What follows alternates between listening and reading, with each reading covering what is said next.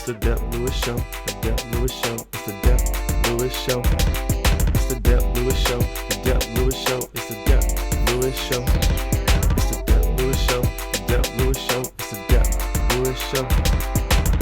Welcome to the best show you'll ever know, the Dep Lewis Show, episode 91. This is your host, Dep Lewis, and today is August 25th, 2024. A great day for a podcast about video games and more, so that's what we're here to do. So welcome to the show. Hope you've been doing great out there in the world as always. Hope you've had a good week of doing whatever you like to do. I had an extra day off work this week, so I had a long weekend. And I think we have a long weekend coming up in the United States for Labor Day coming up too. Some people do. So all very good stuff. It's a great time for some entertainment like video games and other things. So that's what I'm here to talk about. So welcome to the show. The first order of business is to ask you to follow Dep Lewis Show everywhere. Full episodes of Dep Lewis Show available anywhere you can find a podcast. So find the best place to subscribe and listen weekly. Places like Apple Podcasts, Spotify, Google, YouTube, Amazon Music, and more. If you'd like to support the show even further than just listening, patreon.com/DepLewisShow is available if you'd like to subscribe monthly and get some additional benefits. I know there's a lot of Patreons out there, but if you like the show and would like to support even further than just your ears, patreon.com/DepLewisShow is a great place to do so. It is $1 a month for the ground floor tier right now to subscribe, and that price will never change. And I do plan on growing the Patreon offerings and just offerings in general over time. So I say it's an investment for your entertainment future. So, and if you also like to support, Venmo at Dep Lewis Show is available any day, anytime, for any amount if you'd like to support this show. So that is the business I'd like to get down to, and now I'd like to get into the show. So for today's show, we're going to have 3 sections as always. The first section will be what video games have been playing since I last talked to you on this microphone. The second section is the mid-section. That's where I tell you what's going on around the video game world. So it's like a weekly check-in with the video game world, keeps you up to date.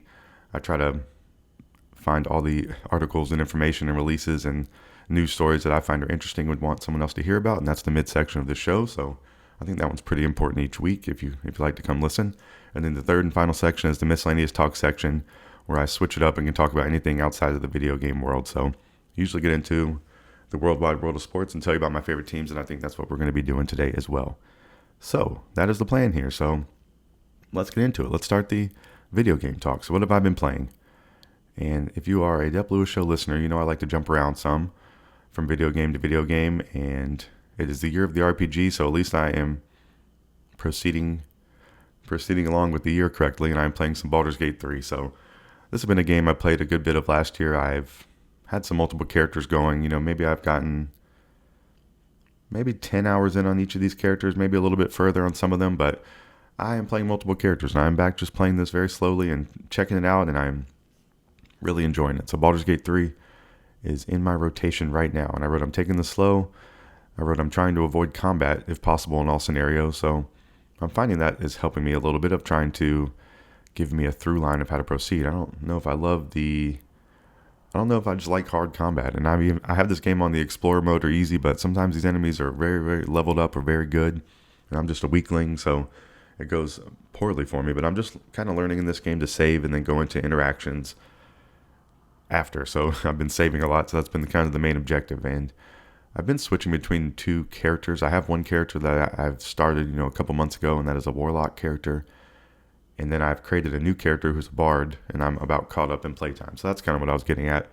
And I think I did have a prior character that I played, but I am not sure. I'm not sure about that. I think I did before I got a PS5 Slim at some point. I lost some saves on my original PS5. So I think that is where the original Baldur's Gate 3 save was for me. But I have 2 saves going right now, and that's pretty fun. And I don't know. I don't know if there's any. I think this game is encouraging you to have multiple saves, and it just seems like that because you can experience so many different things. You can play the game in different styles, and then the different characters have different options for what you're saying. And I'm really finding with the Bard character that he has some cool options for dialogue. So that's been nice, and it kind of lends towards a less violent playthrough. Him being a Bard, I tried to pick. I kind of tried to pick someone who would be like me in this world. Like, I'm not going to be a strong warrior or a lot of these other like warlocks. I don't have any great powers or anything like that. So I made a bard because he could be like a podcaster in this world or whatever. So he's trying to go through here and just, dodge punches and get his podcast out and try to make a few friends along the way, or make some gold out there. and not get his head chopped off by a goblin. So it's been fun to role play in this game. It's really, really fun. This game, it does. I mean, it was one game of the year on a lot of things for a lot of great reasons. So it's doing a lot of great things with the voice acting and the character models and the actual story and the scenarios you come across and the landscape and the things you can pick up, things you can read, secret entrances to places, different character interactions. You can do some romancing. I've been trying to romance Shadowheart, so I think she's a pretty cool character. So in my Bard playthrough, it's basically just me and Shadowheart, and we're rolling with Gale right now in this one. But we have shunned, or we told Asterion, and we told what's her name, Lae'zel.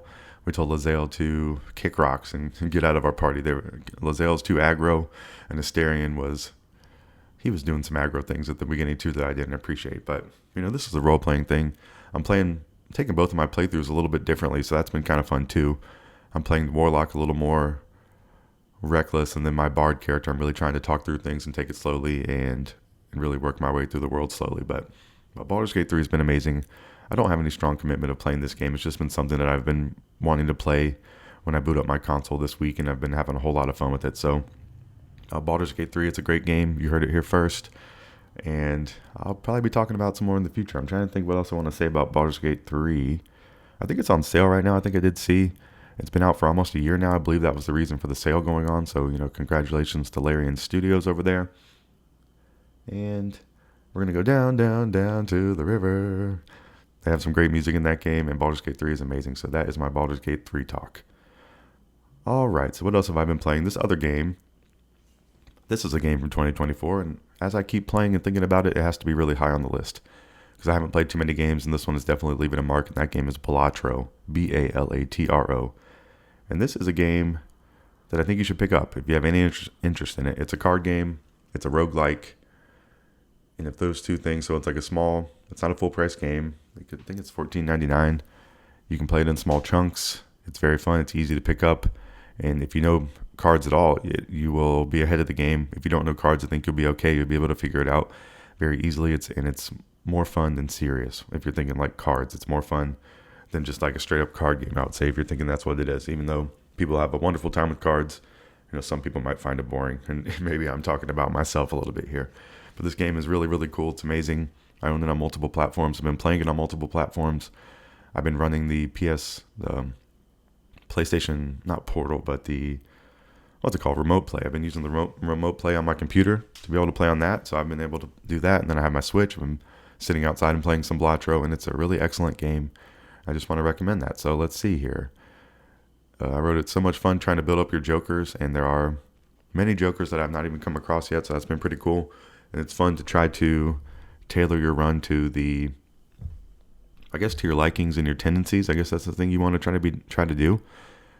If you're playing a lot of face cards, you want to try to, have your jokers mimic that or help that kind of thing. So there's a lot of fun strategy in this game over the top of just hoping for cards. And then there's also some luck because you're just drawing cards. And you do go through spells of kind of like in Baldur's Gate of rolling the dice or rolling the die and getting a critical failure. In Balatro, sometimes it'll do that too. Sometimes you'll use one of your discards and you'll get nothing, and you'll be like, man, I got to double down and use another discard, and you do it and you get nothing.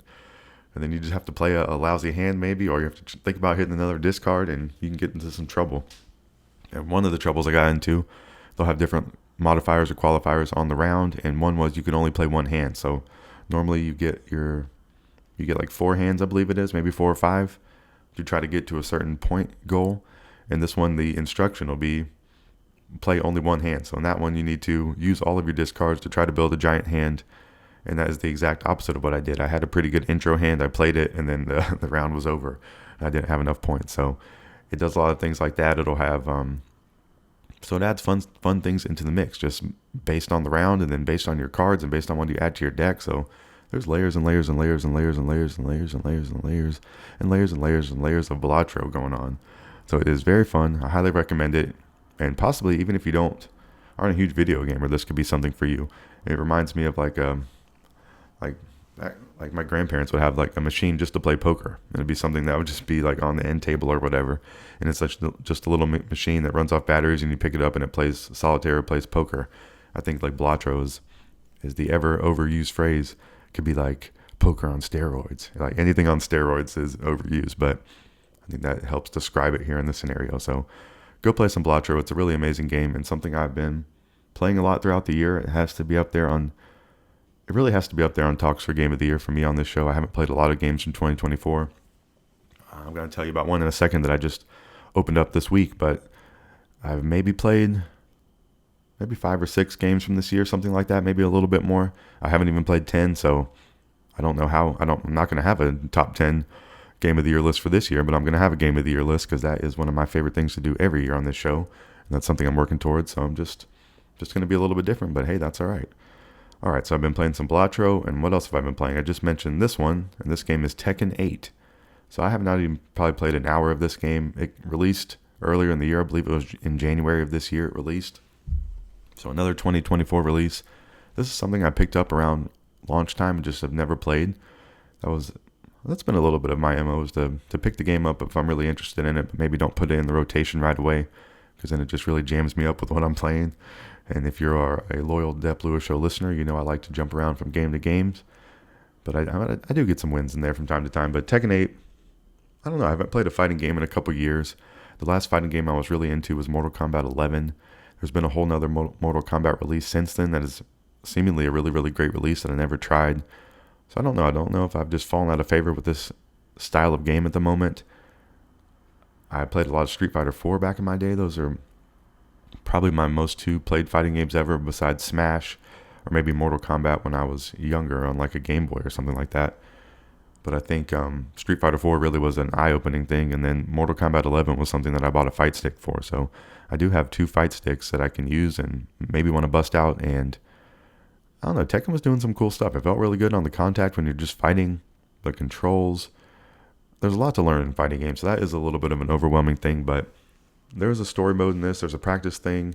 Just looking at the characters, there's at least 4 or 5 characters that I'd like to play just from looking at them, thinking they're cool. So I think there's a lot here. I would possibly want to subscribe to some online service to try to do some online battles, but I think at first I'm going to play some stories, see what I think about the characters, see if I have the need to want to get my fight stick out and start using that. But I'm just kind of dipping my toe into the Tekken waters. I want to try it out for this year, and it seems like it could be something I like in terms of a fighting game. So I do think as times are moving on and whatever, I like a little bit less gory things. I've never really been into gory stuff, but even Mortal Kombat definitely has some gory stuff. It's very animated and cartoony, so it's never really been an issue for me. But not having to even think about that in Tekken, it's just more martial art kind of fighting, outlandish kind of thing. So I don't know. I think it's doing a lot of things that I really, really like at this point, and I want to keep trying it out. So that is my thoughts on the Tekken 8. So I've been playing some of that. I finally popped open that copy and put it in the console and played some. And then something else that I didn't have in my notes, but I want to tell you about because I was playing last night even before going to bed, and that was Super Mario RPG Remake. And this game came out last year. It's something that I'm pretty close to finishing, but I'm stuck at a point in Land's End.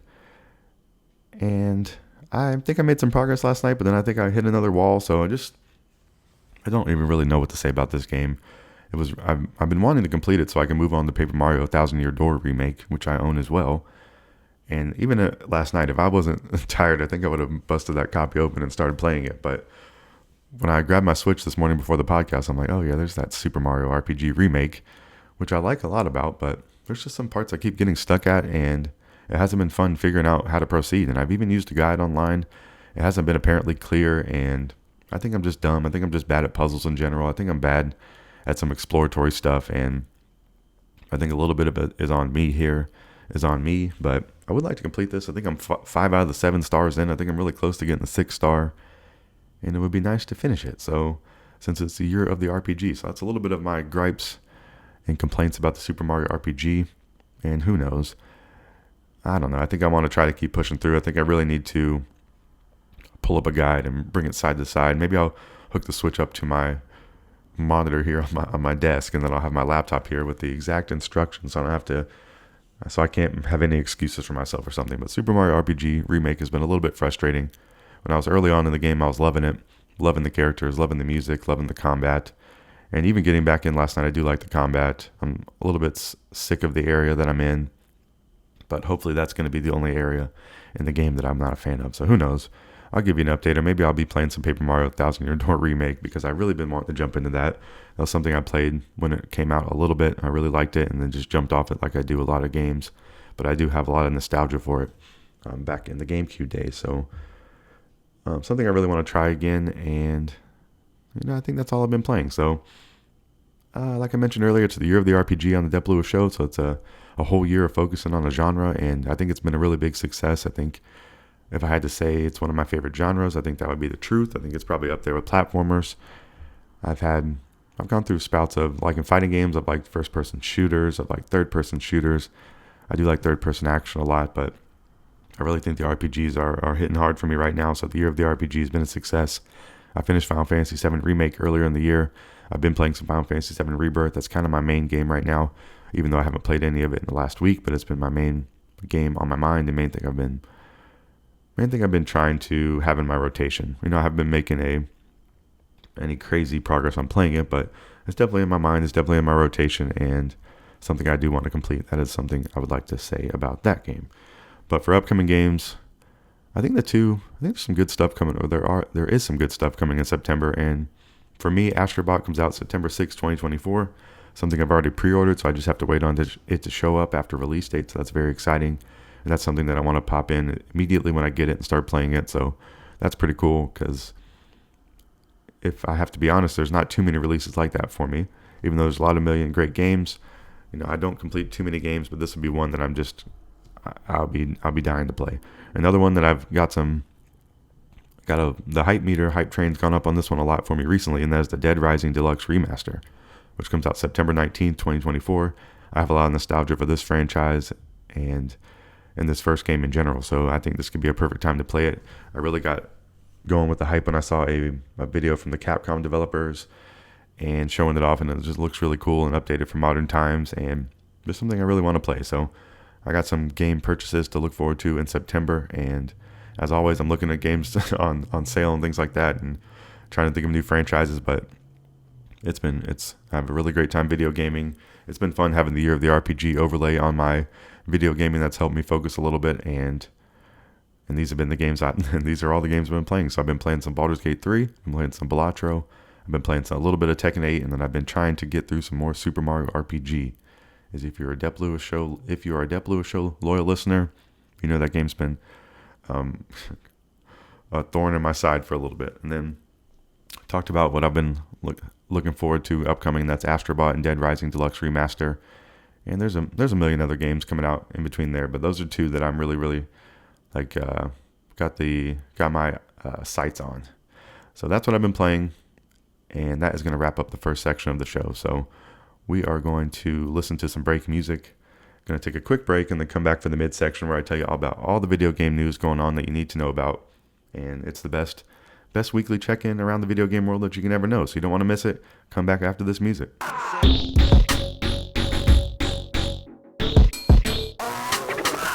Welcome back to the midsection of Dep Lewis Show, episode 91. This is where I tell you about everything going on around the video game world that you need to know.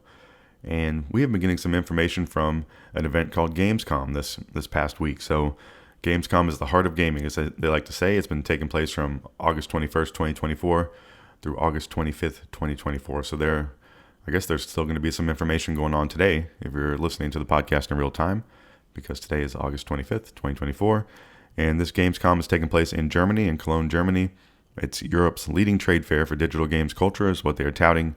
Jeff Keighley was doing some hosting, and we've gotten a few announcements from it. So I want to tell you about some of these video games going on.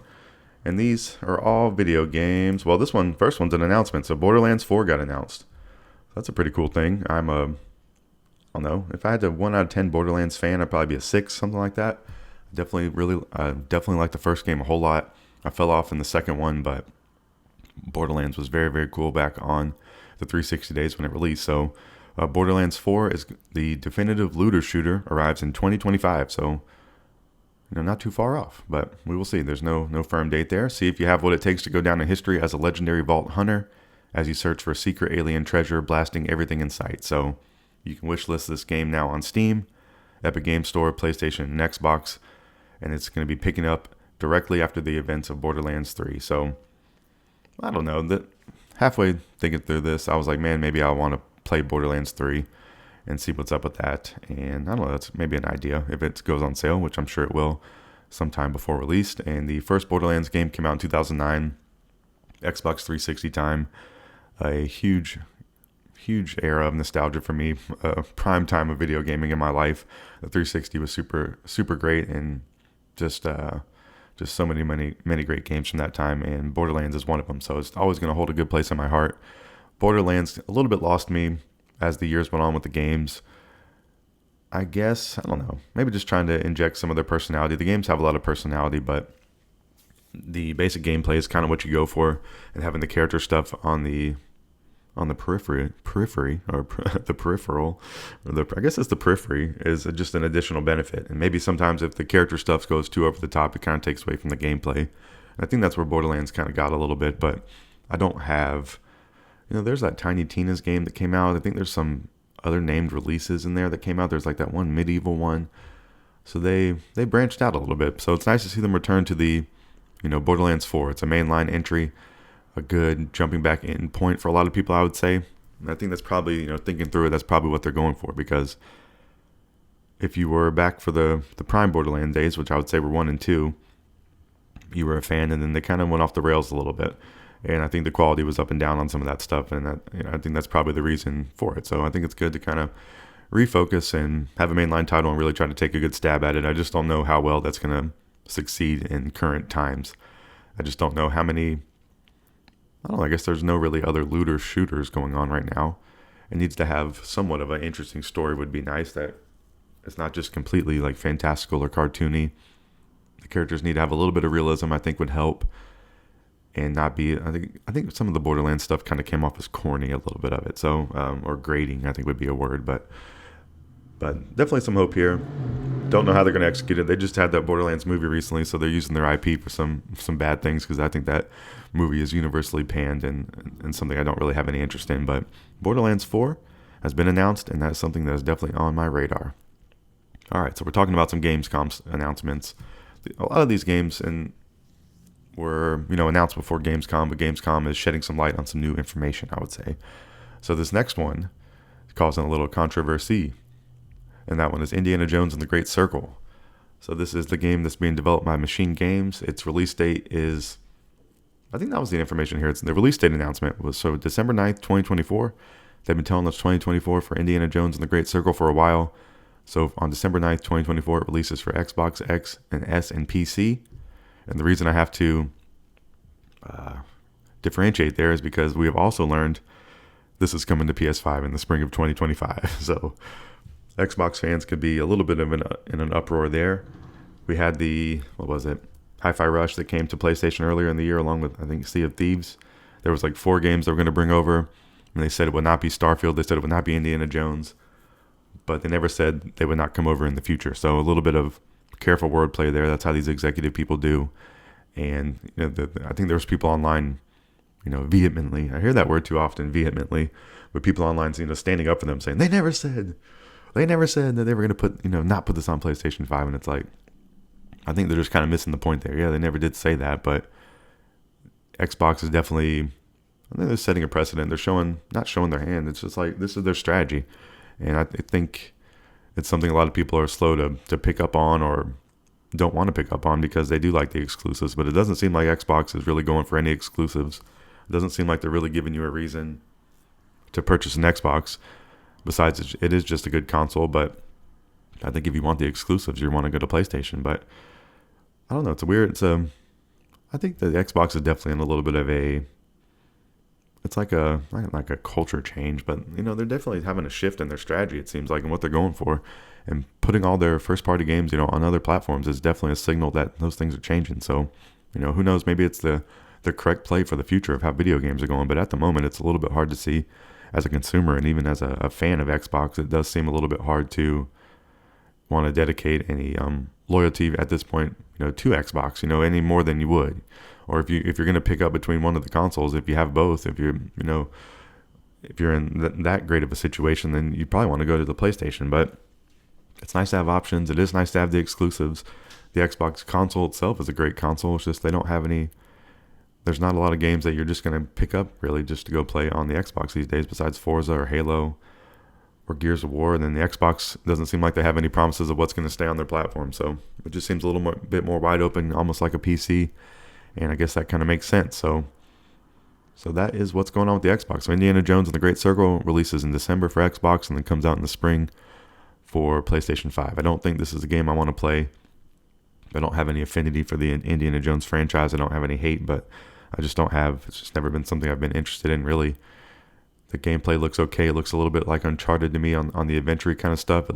It's first person for some of it, though, which looks a little clunky and it's kind of strange, but some of the voice acting and character stuff and story stuff could be kind of cool, but I just don't know if this is going to be a game. I kind of guess this is going to be a little bit of a flop or more of like a cultural darling would be my opinion on this, besides something that's going to have a lot of users or sell crazy. But, I really don't know. And I'm generally kind of an older video gamer, and I don't know who younger than me is really, really into Indiana Jones on like a mass appeal. So I think that's a little bit of a gamble here too with this. I don't know if Indiana Jones holds the cachet that it once did. And if I'm even an older gamer and it's not holding the cachet with me, it's like, what's that going to say to someone, 10 or 20 years younger than me? I don't think they're going to have any reverence for it. And it might be their first introduction to the franchise. And I guess that could be a little bit of the strategy here. Maybe they are trying to introduce it to a new audience. So I guess that is the hope with a lot of video games and releases of franchises. You want to appease the fans and then bring in some new ones as well. So I guess that's what they're going for here. So let's see. They showed off a trailer for this Indiana Jones. It was narrated by Troy Baker. He wasn't being Indiana Jones or Harrison Ford. He was just being himself narrating about the game. And then the Phil Spencer and Did He Lie discourse. We already discussed that. And I wrote technically no, but you can see why people would be frustrated or feel, what's the word? Bamboozled maybe or something like that. But I think you have to expect this with Xbox at this point. And I think that's the best thing to know as a consumer and as a fan and as a gamer, that Xbox does not seem loyal to their own platform. So if you have an Xbox, it's a great place to play games, but you might not be able to brag about having games that no one else can play, because that's what it is. But, that is not a very important thing in life in general. All right. So what else has been going on in Gamescom? Civilization 7. I don't know why I said it that like that. Civilization 7. Release date announcement for February 11, 2025. So we got something early for next year already on the calendar. It's the award-winning strategy game franchise. In this game, your strategic decisions shape the unique cultural lineage of your evolving empire, rule as one of many leaders from throughout history, and steer the course of your story by choosing a new civilization that represents your empire in each age of human achievement. Let's see. So if you don't know about this game, because maybe you don't, you construct cities and architectural wonders to expand your territory. You improve your civilization with technological breakthroughs and conquer or cooperate with rival civilizations as you explore the far reaches of the unknown world.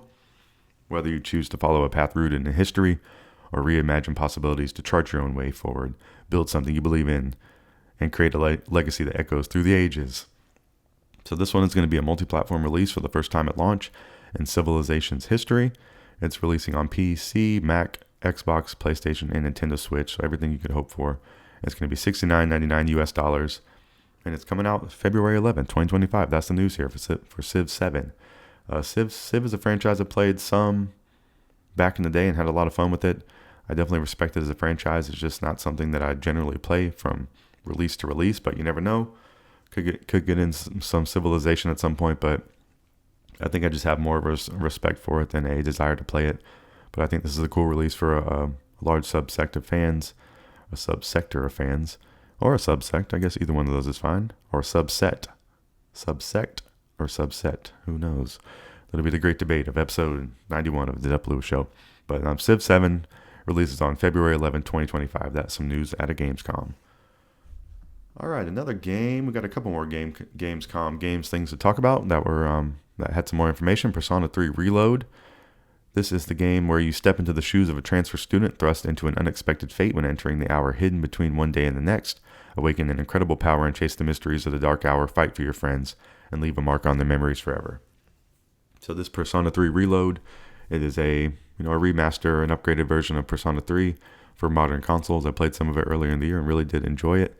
It's something I would like to play more of in the future, but it has some upcoming DLC. So I think I have all this information correct. I think some of the messaging on this DLC stuff was a little confusing with this game, but from what I've been able to determine, the upcoming DLC is called Episode Aegis, Aigis. I guess that's how you say that, and it'll be released on September 10th, 2024. So the new info from Gamescom is it will feature a boss fight against Persona 5's Joker. So that's some new info. So bringing a beloved character from Persona 5 into Persona 3, I think there's like a boss rush mode, I think is what it is, but I'm not sure on that as well. Reload was a remake, but didn't include some extra content from Persona 3 FES or Persona 3 Portable. So I think this DLC is bringing the game full circle to have all the content from the Persona 3 world that you can have in one package. So the DLC is $35 titled Episode Aegis, The Answer. Remakes the missing content for Persona 3 FES and adds new features to the epilogue such as fusion spells and linked episodes. It adds some additional combat options and also adds remix soundtracks, new cutscenes, and quality of life improvements. The DLC kind of makes the game whole with all the versions, so I think that's pretty cool. And I just think it's expensive because this is a full price game at $69.99 US dollars for the standard version, and then you have to pay $35 on top of it for the DLC to make the game whole.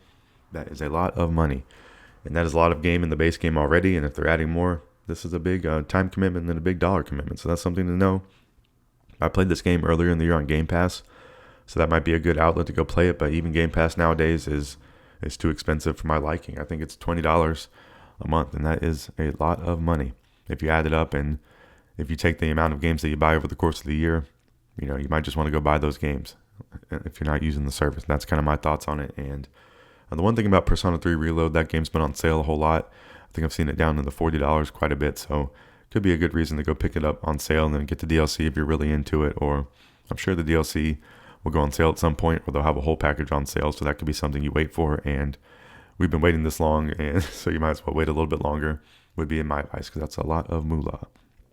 All right, the last bit of information from Gamescom that I'd like to tell you about is Dave the Diver has a new upcoming collab.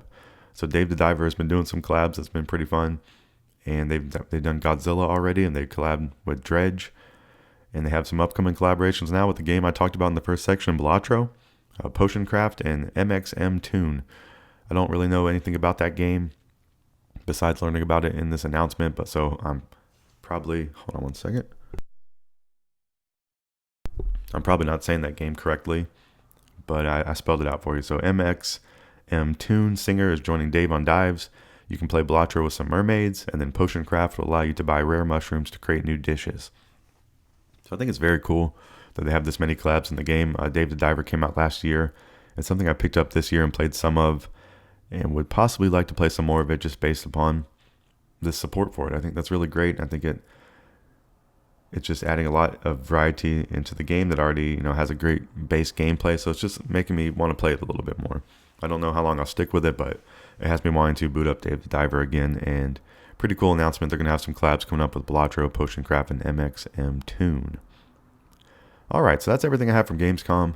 Gamescom is still going on today, I believe, so I don't know if there's going to be any other announcements that will be worth talking about or that I find interesting. There's been tons of information from that show, and trailers and information and interviews and I guess things like that. So, go check out the Gamescom coverage, but hopefully I have given you the high-level things that you need to know about here on the midsection like I always like to do every week. So let's see, I have some more video game talk for you, stuff going on around the video game world. Really, really great game that I do highly recommend 10 out of 10 times is Dead Cells. And they've shown off a new trailer, and it's called The End is Near. And The End is Near, Update 35, brings new mobs, weapons, mutations. I don't know if mobs is right. Maybe it's modes. No, I don't know if it's mobs. Weapons, mutations, gameplay changes, and 40 brand new heads to unlock and equip to the action roguelike game. The End is Near update is available now on PC, Xbox, PlayStation, and Nintendo Switch. Update 34 and 35 for Dead Cells will be available on mobile platforms later in 2024. The initial release date for Dead Cells was back in May 10th, 2017, developed by Motion Twin and Evil Empire and published by Motion Twin. Dead Cells is an amazing game. They've added content to it over the year. The Castlevania DLC is the top of the heap, I would say. If you want to pick up some DLC, please pick up the Castlevania DLC for Dead Cells. And then this new update is going to be the final update of the game. So that was the big information here. The End is Near. Update 35 is going to be the last update for Dead Cells.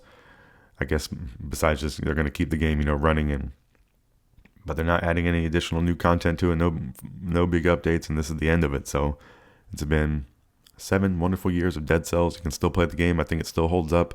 I think it's a classic video game, and I think it's something that anybody can pick up anytime in history, any time of the day, and play it and have some fun. So Dead Cells is a really, really great video game, and I just wanted to mention that the end is near.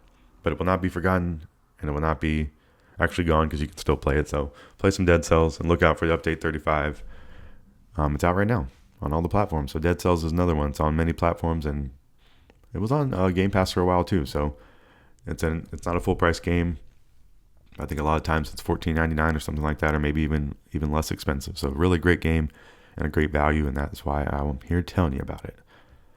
All right, so let's see here. Let's switch gears to some Nintendo. Nintendo had a Direct, but not the general Direct that I like that has all the video game information. This was a Nintendo Museum Direct. It has over 1 million views on their YouTube channel. This video released on the 19th, August 19th, 2024. And their description was, join us for a brief tour of the Nintendo Museum that's scheduled to open on October 2nd, 2024 in Kyoto, Japan. So just a really cool thing. I didn't watch this Direct. I just got some of their information from the description. But I saw some screenshots and I did see some videos. There's some people doing some talkovers of this, and it looks like a really cool museum. Myself traveling to Japan is a very far-fetched thing, just because I'm a little bit scared to fly, or maybe a lot of it, and thinking of a flight to Japan sounds insane, but you never know. I think it looks really cool there. I think, I would like to go to this museum if I was ever presented with the option, but let's see here. So they show off a video of it, so it's a whole Direct about this Nintendo Museum Direct. Shigeru Miyamoto opens the video, so you know it's good. Discover Nintendo's passion and commitment to creating. And they say, at the Nintendo Museum, you can discover the history of the entertainment that Nintendo has been offering through the many products we have released, from, I don't know how to say this, Hanafuda, so Japanese playing cards, to Nintendo Switch, and experience our entertainment. So Nintendo started as a toy company and then moved into video games, and that's where they have, set the world on fire, changed the history of video games forever, and created that history. So Nintendo, really great I've supported that company a lot. I've spent a lot of money on their company, and I've really enjoyed a lot of their products, is I guess how I'll say it. So a whole museum dedicated to their products, seeing them side by side in cool settings, just a really cool thing as someone who loves video games, and a whole museum dedicated to Nintendo stuff is very cool. And so that opens in Kyoto, Japan, October 2nd, 2024. All right. A little bit of news on Final Fantasy 16. That's the game that released last year for PlayStation 5. It is coming to PC on September 17th, 2024 on the Steam and Epic Store. So we have seen that a little bit. We're giving Xbox some grief earlier about having no exclusives, and PlayStation has been putting their stuff on PC. So we are definitely seeing the mixing and mashing going on around the video game world. Some of the stuff you just have to wait for, which I guess, I don't think it's terrible. I like having the options. I wouldn't get mad if a game I liked on a console went to another console. I don't think I would get mad about that, or I know I wouldn't get mad about it. So it's nice to have the options. It just is an interesting thing to follow with some of the strategy stuff going on here. But Final Fantasy 16 is an epic dark world where the fate of the land is decided by the mighty Eikons and the dominants who wield them, Eikons, E-I-K-O-N-S. This is the tale of Clive Rosefield, a warrior granted the title First Shield of Rosaria and sword to protect his younger brother Joshua, the dominant of the Phoenix. Before long, Clive will be caught up in the great tragedy and swear revenge of the dark Eikon Ifrit, a mysterious entity that brings calamity in its wake. So the news here, Final Fantasy 16 coming to PC.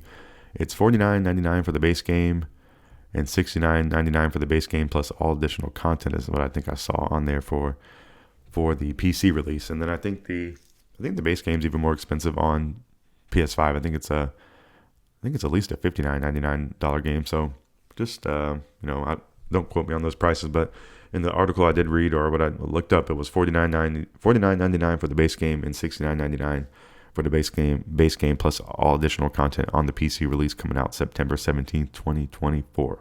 So about a month away on that, or under a month away. All right. So video games, telling you about what's going on around the video game world.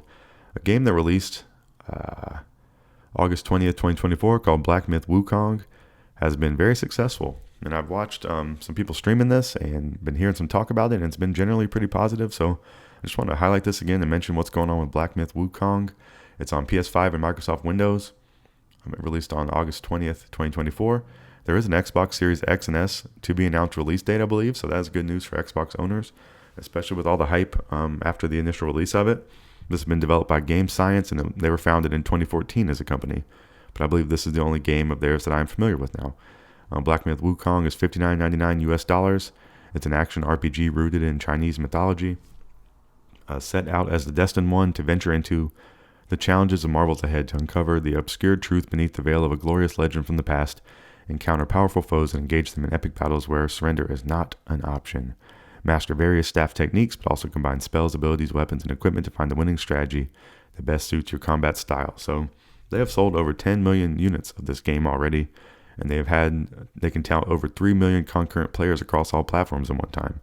And they had 2.4 million concurrent players within 24 hours, which was the fastest ever game on Steam, surpassing PUBG, so that's pretty insane. And just something just really cool. So a lot going on here that's good. I think this game is a boss rush game, so a little bit different than Elden Ring or something like that, where this game is mainly going from boss battle to boss battle. So if you are into big boss battles, this might be the one for you, and they are very difficult and it takes some mastering. I've been watching twitch.tv/Rachel K has been a good follow for watching some Black Myth Wukong. I think she has some VODs up there, but she's been getting very far in this game. She's very good at it and has been enjoyable to watch. So go check out twitch.tv/Rachel K. Has been a good follow for the Black Myth Wukong. I think this one for me is a game that's more fun to watch someone else play than actually playing it myself. And people were mentioning it has some Dragon Ball Z roots where you're a monkey character and you're like growing up in the jungle kind of thing, and has a little bit of Goku backstory to it. So I think that's a pretty cool thing about it. And I don't know, there's a lot going on in this game that I'm not a fan of just based on my like gaming styles, but I definitely think it's something to be respected and cool. And I'm glad they're having a lot of success and a lot of people are playing this. And this is difficult combat games are very, very popular right now. And there's a lot of different companies now doing them, even outside of FromSoft. So it's been a cool thing and a really great thing for fans of those types of games. So, go check out some Black Myth Wukong. You're probably hearing about it in general because it's been blowing up so huge, and, congrats to them on the success. All right, the last thing I want to talk about in this midsection this week is an upcoming game. I mentioned earlier in the first section, there's a lot of games in September that I'm really hyped for, but there is one coming out next week. So if you're listening in real time in the upcoming week, there's a game that releases on August 30th, 2024 for PlayStation 5, Xbox Series X and S, and Windows, and that is Star Wars Outlaws. So this is where you can experience the first ever open world Star Wars game and explore distinct planets across the galaxy, both iconic and new. Risk it all as K-Vess, an emerging scoundrel seeking freedom, and the means to start a new life. So fight, steal, and outwit your way through the galaxy's crime syndicates as you join the galaxy's most wanted. If you're willing to take the risk, the galaxy is full of opportunity. So this game is, is this one created by Ubisoft? I believe it is, but it's an open world Star Wars game. Maybe it's why I'm thinking of Ubisoft, and I do have some apprehension here. I think it would be cool if it's a good game, but I would like to hear what some people say first before jumping into it myself.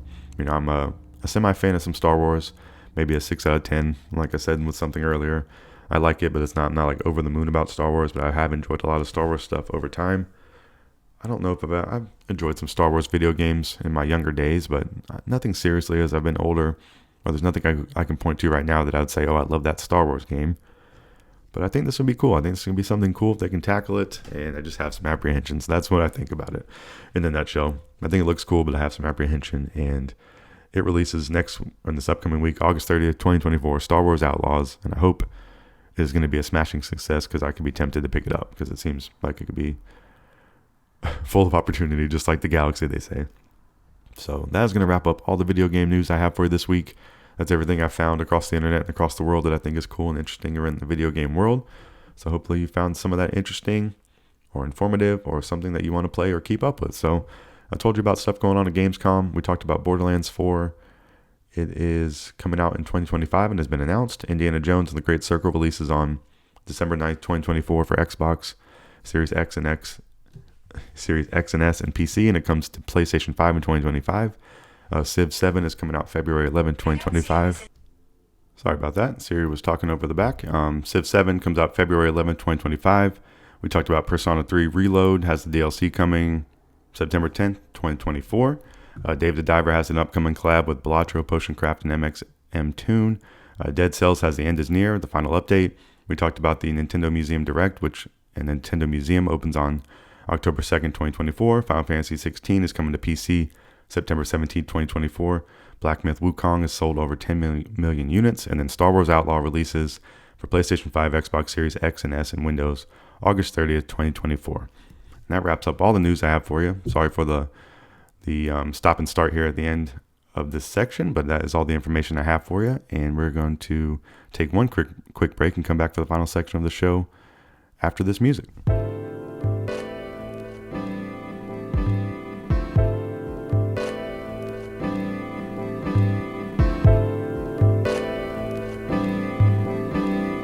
Welcome back to the final section of Dep Lewis Show, episode 91. This is the Miscellaneous Talk section where I can talk about anything I want to outside of the video game world. So the first thing I want to get into is some comedy talk. So there's been a new YouTube special, and there's been a little bit of drama going on around another podcast that I'm a fan of. So I want to tell you about it. And I think the drama has subsided a little bit, but I'm going to tell you all about it here. So the Are You Garbage podcast, which is a great podcast. I highly recommend it. Foley and Kippy. Really great podcasters. They do a good show, so please go check them out on YouTube. They're a good one to watch the video of because it adds some enjoyment to it. But their producer, whose name is Toby McMullen, is now formerly of AYG, Are You Garbage? So that has been the drama of last week on the Are You Garbage world, that Toby McMullen is no longer on the show. He was the producer.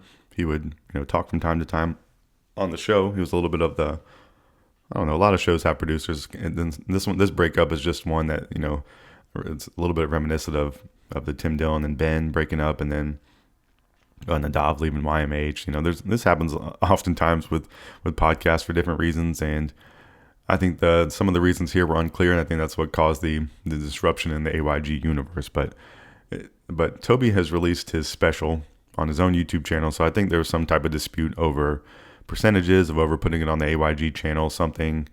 Maybe just Toby wanted to start something new at this point in his life. Who knows? But either way, they have split ways. But Toby has a new special on his YouTube channel, which I've watched, and I just wanted to tell you about it here because I did enjoy it and thought it was funny. So on his channel, Toby McMullen, it's titled Toby McMullen live from the Aladdin Theater.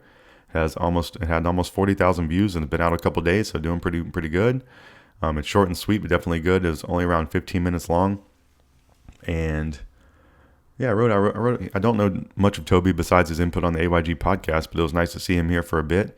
I wanted more when it was over, so I wrote that's a good thing. And then maybe not knowing much before, this was the right length. So, but my immediate thought was wishing it was longer. So I wrote Go Toby, and it was good. It was 15 minutes of some comedy and a nice showcase for Toby and his abilities out here. So I was thinking, this could be a lot of people's first introduction to him. So the short and sweet tactic could be a good method, and then hook him in for something longer next time. So I think that's a little bit what's going on here with Toby. I don't know if he's going to be podcast producing or maybe he'll start his own podcast. Who knows? But the Are You Garbage guys are moving right along. They have a new producer, and they were even promoting Toby's special on their social media stuff. So it's not all complete ill will there, but we don't really know the complete backstory. And I believe they did talk about it some on their Patreon, but I don't know if they gave out any real specific details. Which just probably has to be something money related. And but AYG, they released that same day a podcast with Dr. Phil or Adam Ray, and then they had a podcast with Giannis Pappas that was really, really great. So I think it just shows that the show is still great. Toby's still great, and they're just going to be great separately. And who knows, maybe they'll work together in some form or fashion in the future. I wish all those people success because they have given me some great enjoyment. And AYG, that's the news there. So Toby McMullen, new special on YouTube. Go check it out. Go support his channel. Go put some comments. Go like it. Or just go watch it and do what you can. Toby McMullen live from the Aladdin Theater on YouTube right now. And then AYG, Are You Garbage? Go follow them anywhere you can and support their Patreon if you'd like to as well. All right, so that's my comedy talk for the day. Just wanted to talk about the AYG drama and Toby's special. All right, so let's get into the worldwide world of sports and give you an update with what's going on with all my favorite teams in the universe. And the Carolina Panthers have played a preseason game, and they got a victory. It's unbelievable. The Panthers got a victory. It's only the preseason, so it really doesn't mean anything or that much at all. But it's a good time to showcase and get the guys some reps. The starters actually played, and I actually missed it. if you missed the first 10, 15 minutes of this game, you missed what you came to watch, and I missed it. So Bryce took him down the field. I think he was 6 from 8 passing, or 8 for 10, something really, really good. And he threw a touchdown to score a touchdown on the opening drive that the Panthers had. So really amazing stuff there from the Panthers. I know it's only preseason, but just what you want to see. We haven't seen any of the starters on offense, really. We haven't seen Bryce play in the preseason. Panthers had a dismal season last year, so hopefully this is a sign of things to come. And the Panthers actually won the game. They put up over 30 points, so it was nice they got into the end zone some. And I don't know. I think it's maybe put the hype meter up just the tiniest bit. Maybe I was at a 2, and now I'm at a 3 out of 10 on my excitement for the Panthers season and my expectations. But I'm a fan either way, and I want to see these people do well, and I really hope so. So the Panthers are going to open the season in New Orleans, September 8th, 2024, 1 p.m. on Fox. So that is really, really close, not too far away. And then their first home game in Charlotte is against the Chargers on September 15th, 2024, 1 p.m. I might be in the building for that one. So really excited for the start of football. So if the season opens for the Panthers on the 8th, on the Sunday, I believe the actual season starts on the 5th for the Thursday night game. I have my upcoming fantasy football draft going on tomorrow. So I'll probably be reporting back to you next week on how my fantasy football draft goes. It's something I'm very excited to do every year, and I love doing some fantasy football. Something I've never won, and I played for over a decade. I've had a couple second place finishes, but maybe this year will be the one I get over the hump. But I'll be keeping you up to date with it here on this show, as I like to do. And that is my Carolina Panthers update. All right, so into the NBA.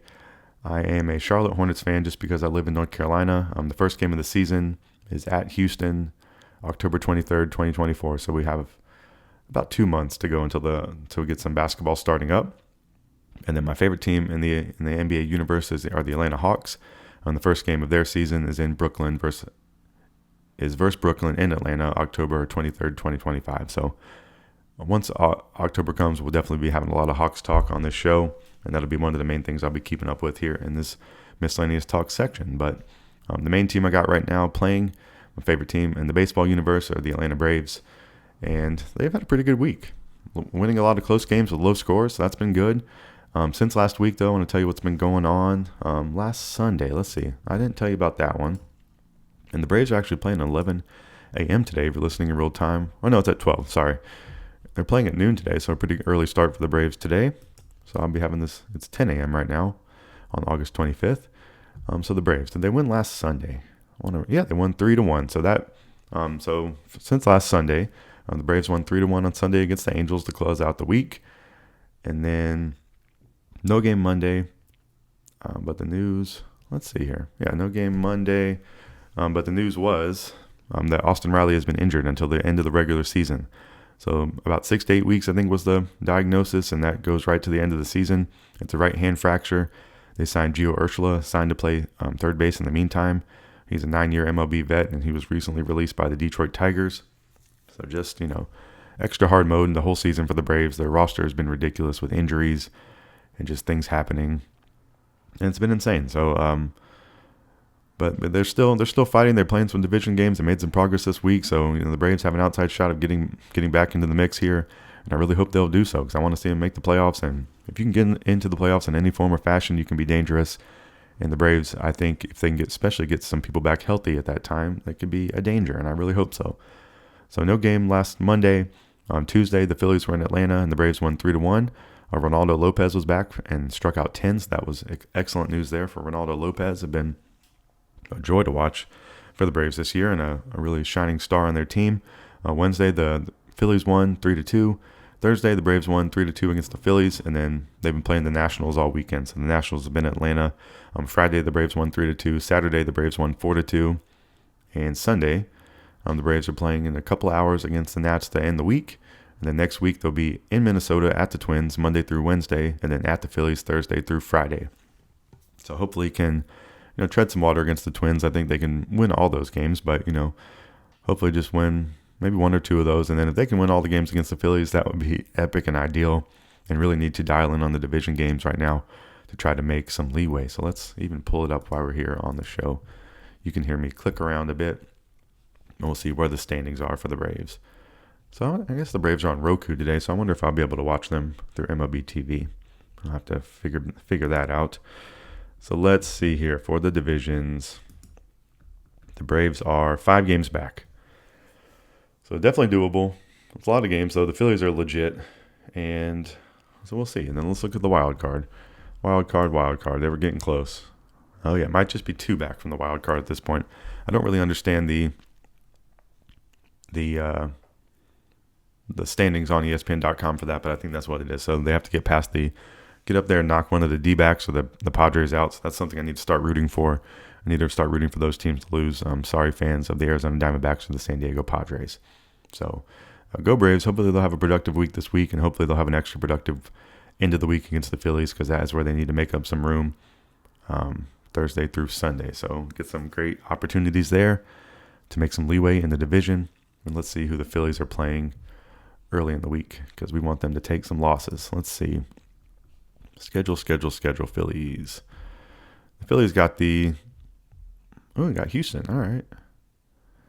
Got some Houston games coming up. So Houston's legit too. So we'll see. All right. So that's going to wrap up all the sports talk for today. And we started with comedy talk. So go check out Toby McMullen's special. Toby McMullen live from Aladdin Theater. And we got into the worldwide world of sports and gave you an update on all my favorite teams across the universe. The Carolina Panthers, the Charlotte Hornets, the Atlanta Hawks, the Atlanta Braves. Braves play in a couple hours against the Nats today. Hopefully get another division win. And then we'll be getting a lot of wins next week against the Twins and the Phillies. And congrats to the Panthers on getting a win in the preseason. Congrats to Bryce on taking them down the field and scoring a touchdown. And congrats to me for being a fan of a team that did something good. And that's it. And congrats to you for listening to this whole episode. And just thank you so much for doing so. That's going to wrap up the entire show today. I'd like to reiterate some promotional talk from the beginning to help me out. So if you could follow Dep Lewis Show everywhere, that would be great. Full episodes of Dep Lewis Show available anywhere you can find a podcast. So find the best place to subscribe and listen weekly. Places like Apple Podcasts, Spotify, Google, YouTube, Amazon Music, and more. If you'd like to support the show even further than just listening, patreon.com/Dep Lewis Show is available if you'd like to subscribe monthly and get some additional benefits. Also, Venmo at Dep Lewis Show is available any day, anytime, for any amount if you'd like to support the show. So just thank you for listening. Thank you for being you. And just thank you for being here. And I hope you'll return next week, because that's where I'll be. One of my favorite things to do each week is record this podcast and get together all my information during the week.